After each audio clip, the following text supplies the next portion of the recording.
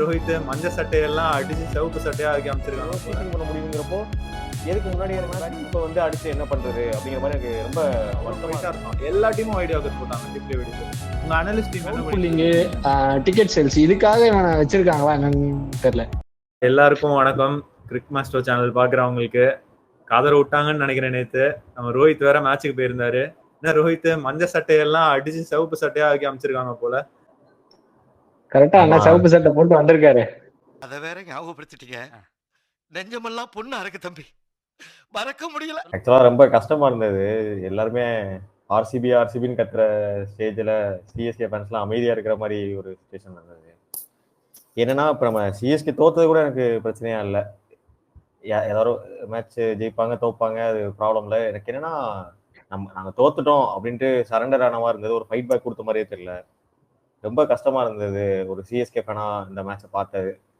இப்போ என்னன்னா முன்னாடி பார்த்த தோனி என்னன்னா ஏதோ ஒரு சுச்சுவேஷன்ல வந்து அடிக்க முடியாத மாதிரி இருக்கும். அப்போது எல்லா ஹோப்பும் போன அப்புறம் தோனின்ட்டு ஒரு பேட்ஸ்மேன் வந்து அடிச்சு கொடுத்து நம்மளுக்கெல்லாம் ஹோப்பு கொடுக்க ஸ்டார்ட் பண்ணி எல்லா மேட்சும் ஃபினிஷ் பண்றதுக்கு நான் இருக்கேன், எல்லாரும் யார் அவுட் ஆனாலும் முன்னாடி அவுட் ஆனாலும் ஃபீல் பண்ணணும், முன்னாடி சச்சின் அவுட் ஆனால் கேம் முடிஞ்சதுன்ற மாதிரி இல்லாம கடைசி ஒருத்தர் வருவாரு வந்து நம்மளுக்கு எவ்வளவு பெரிய சுச்சுவேஷன் இருந்தாலும் ஒரு ஹோப்பாவது கொடுப்பாரு, கடைசி வரைக்கும் கேமை டீப்பா எடுத்துட்டு போவாரு அப்படிங்கிற மாதிரி ஒன்று இருந்தது. அதை பார்த்து வளர்ந்து தோனி ஃபேனான தான் நான். ஹிட்டர்னு பார்த்தா ரெண்டு பேர் தான், சிவம் டூபே அடுத்து MS தோனி. இதை தவிர பயங்கரமா ஹிட் பண்ணிட்டே இருக்கக்கூடிய ஆள் அப்படின்னு பார்த்தா அவர் யாருமே இல்லை. இப்போ டார்கெட் வந்து அதிகமாயிட்டே போகுது, 12-15 அதிகமாயிட்டே போகும்போது டூபே அவுட் ஆயாச்சு. சரி வேற யாருக்காக வெயிட் பண்றீங்க? தெரியல, 20 ஓவர் கீப்பிங் பண்ண முடியுங்கிறப்போ எதுக்கு முன்னாடி இறங்கி பேட்டிங் பண்ண முடியாது? இதை விட ஒரு ஐடியல் சுச்சுவேஷன் தோனிக்கு எப்போ கிடைச்சிருக்கும் தெரியாது. இப்போ அதுக்கு இறங்குறதுக்கு ரெடியா இல்லை. மேட்ச் முடிஞ்சதுக்கு அப்புறம் இறங்கி எனக்கு என்ன பிரயோஜனமும் தெரியல. அஸ்வினை இறக்கி விட்ட போவே சரி நாங்கள் கேம் லாஸ் பண்ணிட்டோம், நாங்கள் சும்மா டைம் பீங்கா விளையாடுறோம் அப்படிங்கிற மாதிரி இருந்தது. சொல்லிட்டு இருந்தேன் இவ்வளவு நேரம்.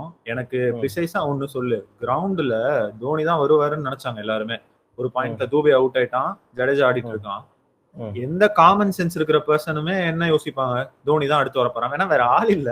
இந்த நேரத்துல அஸ்வின் உள்ள வரப்போ கிரௌடோட ரியாக்ஷன் எப்படி இருந்துச்சு? அவங்க இன்னும் தோனிக்காக தான் கிரௌடே வருதுங்கிற மாதிரி இருக்கு. இது வந்து ஒரு ரியல் கிரிக்கெட் ஃபேன்ஸே அஃபெக்ட் பண்ற மாதிரி இருக்கு. என்னன்னா அப்பயும் சந்தோஷமா கத்துறாங்க. இப்ப டூபே அவுட் ஆனதுக்கு அப்புறம் சரி ஓகே இந்த தடவை தோனி வந்துருவாரு அப்படிங்கிற மாதிரி ஒவ்வொரு ரச்சின் அவுட் ஆனதுக்கு அப்புறம் தோனி வருவாரு. ஒவ்வொரு தடவையுமே அவங்க தோனி ஒரு பிளேயர் அவுட் ஆகணுங்கிறதுக்காக எக்ஸ்பெக்ட் பண்ணிட்டே இருக்காங்க, எப்ப தோனி நம்ம பார்க்க போறோம் அப்படிங்கிறது. இது வந்து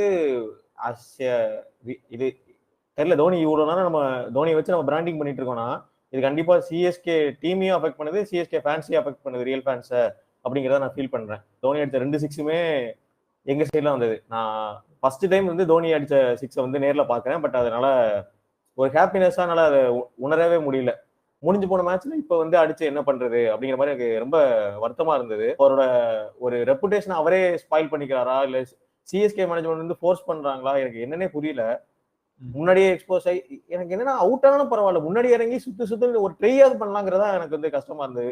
சும்மாவே நிக்கிற ஏதாவது பண்ணையா போய் நான் ட்ரையே பண்ண மாட்டேன், கேம் முடிஞ்சிருச்சு, நான் கடைசி வந்து 4 ஓவர் ஆடுவேன், 4 6 அடிப்பேன் அப்படின்ட்டு இருக்கிறது வந்து அததான் உண்மையிலே கிரிக்கெட் ஃபேன்ஸாக எதிர்பார்ப்பாங்களான்னு கேட்டா கிடையாது. மேட்ச்ல இருந்தே ஆரம்பிச்சிடலாம். டாஸ் வின் பண்ணாங்க போன வாட்டி மாதிரி, பவுலிங் எடுத்தாங்க. கரண்ட் பேட்டிங் ஸ்ட்ரென்த் ஆஃப் சிஎஸ்கேவை கம்பேர் பண்ணும்போது பவுலிங் எடுக்கிறது கரெக்டான டிசிஷனான்னு தெரியல. மேபி போன மேட்ச் ஒர்க் ஆயிருக்கலாம் மும்பை ஆடினதுனால. பட் இந்த பேட்டிங்கை வச்சுட்டு எந்த ரீட்ல சேஸ் பண்ணணும்னு ட்ரை பண்றாங்கன்றது கொஞ்சம் புரிய மாட்டேங்குது. பட்டிடாரை எவ்வளோக்கு எவ்வளோ கண்ட்ரோல் பண்ணாங்க அப்படின்றத பொறுத்து தான் இந்த மேட்ச் டிசைட் ஆகும்னு சொல்லி பேசியிருந்தோம். அவ்வளவு சான்ஸ் கொடுத்தோம், கைக்கு வர கேட்ச் எல்லாம் விட்டாங்க. கரெக்ட். ஜடேஜா போட்ட பால்ல வந்து ரஜித் பட்டிதார் வந்து 15 to 17 ரன்ஸ்குள்ள தான் இருக்கும்போதே தூக்கி அடிச்சு லாங் ஆஃப்ல வந்து கொடுப்பான்னு நினைக்கிறேன். தீபக் கூட வந்து கைக்கு வந்த கேட்சுங்க, குழந்தை நின்னா கூட பிடிக்குங்கிற மாதிரி இருந்தது. அதை விட்டா அதை கூட அங்கிட்டு போடாதே இருந்தது எங்களுக்கு. எல்லாரும் ஸ்டேடியம்ல வந்து சரி அவன் கண்டிப்பா அவுட் தான் கத்த ஆரம்பிச்சாங்க.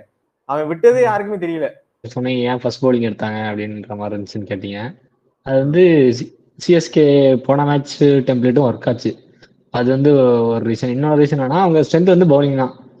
ஸோ வந்துட்டு அவங்க வந்து இப்போ ஒரு டார்கெட் செட் பண்ணிட்டு அந்த டார்கெட்டை வந்து அவங்க கம்ஃபர்டபுளாக சேஸ் பண்ணிடுவாங்க. அதான் நம்ம 150-160 ரெஸ்ட்ரிக்ட் பண்ணிடுவோமே அப்படின்ற மாதிரி ஒரு பிலீஃப்ல இருந்தாங்கன்னு எனக்கு தோணுது. ஏன்னா வந்துட்டு 100 வந்து எக்ஸ்ட்ரா நிறையா போட்டுட்டு இருந்தான்.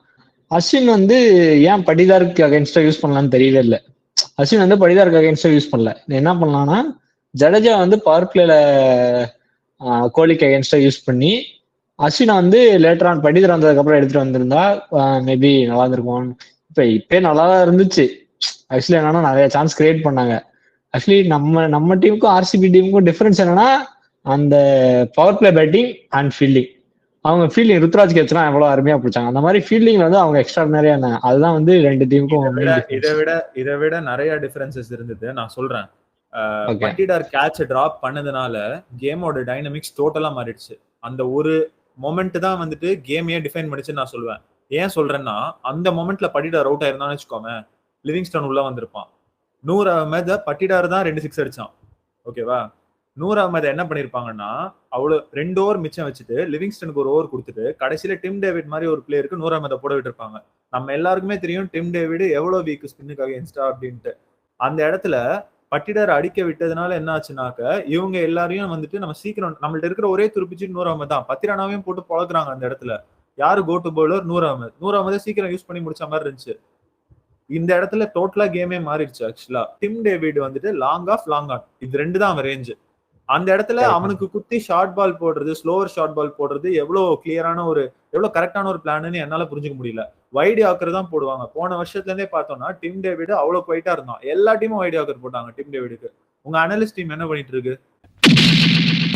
இதை யாரும் சொல்ல மாட்டீங்களா? ஏன் சாம் கர்ன் எக்ஸிக்யூட் பண்ணுங்க. துஷார் தேஷ்பாண்டே வச்சு போன வாட்டி எத்தனை ball wide outside off stump போட்டு வைடு போடுவான்னு ஞாபகம் இருக்கு. ஆனா அந்த ஸ்ட்ராட்டஜி ஏன் கரெக்ட்னு நான் சொன்னேன்னாக்க, நான் என் பர்சனல் ஒப்பீனியன்ல பிலீவ் பண்ணேன்னாக்க 4 பால் வைடு போனாலுமே 2 டாட் பால் வந்துருச்சுன்னா 2 பாலுக்கு 4 ரன் தான் போயிருக்கு. மேட்ச்ல ருதர்ஃபோர்டுக்கு இந்த மாதிரி தான் நினைச்சேன். 2-3 வைடு போட்டா ஆனாலும் வந்து 6 பால் டாட் வச்ச மாதிரி இருந்துச்சுல. எக்ஸாக்ட்லி. சோ டிம் டேவிடோட ஸ்ட்ரென்த் உங்களுக்கு தெரியுது. அவனுக்கு போய் குத்தி ஷார்ட் பால் போடுவீங்கன்றது என்ன ஸ்ட்ராட்டஜின்னு எனக்கு புரியல. நீ ரோஹித் சொன்னல 12th 13th ஓவர்ல முடிஞ்சிருச்சுன்னு. நான் சொல்லவா, பவர் 5வது ஓவர்லயே மேட்ச் முடிஞ்சிருச்சு. ருத்ராஜ் கேக்வாட் அவுட் ஆகும்போது மேட்ச் முடிஞ்சுனே.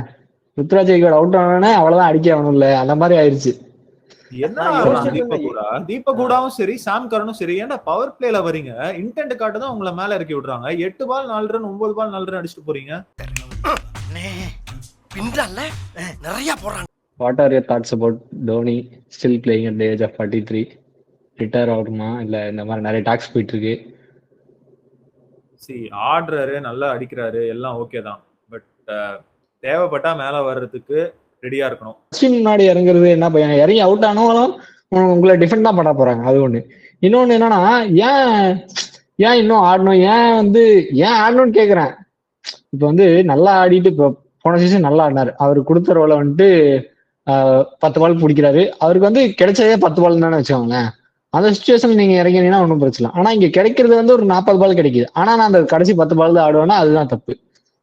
சோ வந்து என்னன்னா பயமானு தெரியல. எனக்கு என்னன்னா வந்து விளையாட தெரியல, வந்துட்டு ஸ்டம்பிங் நல்லா பண்றாரு, அதாவது கீப்பிங் நல்லா பண்றாரு, அதுல ஒன்றும் குறை சொல்றது இல்ல.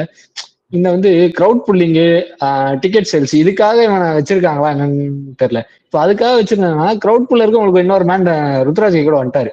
ஸோ வந்து ஹி கேன் புல் கிரவுட்ஸ். அதுவும் இல்லாம இப்போ வந்து நீங்க வந்து அவனை கோச் ஆக்குறீங்க. அந்த மாதிரி மேனேஜ்மெண்ட்ல ஏதோ ஒரு பொசிஷன் கொடுத்தாலும் அவருக்கு ஸ்டில் அவர் கிரவுட் புல் பண்ணதான் போறாரு.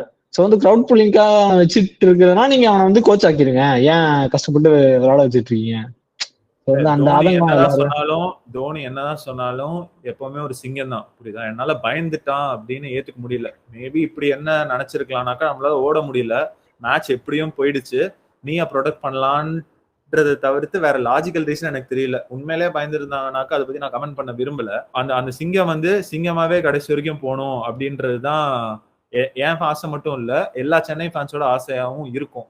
இந்த மாதிரி பண்ணிட்டு இருக்கிறப்போ பயங்கரமா கொஸ்டின் பண்ண தோணுது. ஃபேன்ஸ் எல்லாம் அகேன்ஸ்டா மாறுறதுக்கான நிறைய வாய்ப்பு இருக்கு. ஸோ உங்க ரெப்புடேஷனை நீங்க எப்படி ப்ரொடெக்ட் பண்ணிக்கிறீங்க அப்படின்றதுலதான் இனிமே எல்லாம் இருக்கு. கடைசியா வந்து நம்ம சேர்த்து வச்ச லெகசி எல்லாம் போயிருமோ அப்படின்ற ஒரு இதுதான் நான் வந்து பயம்ன்றது குறிப்பிட்டேன். Okay, moving on. இதை நிறைய பேசிட்டோம், பார்ப்போம் இதுல என்ன பண்றாங்கன்ட்டு.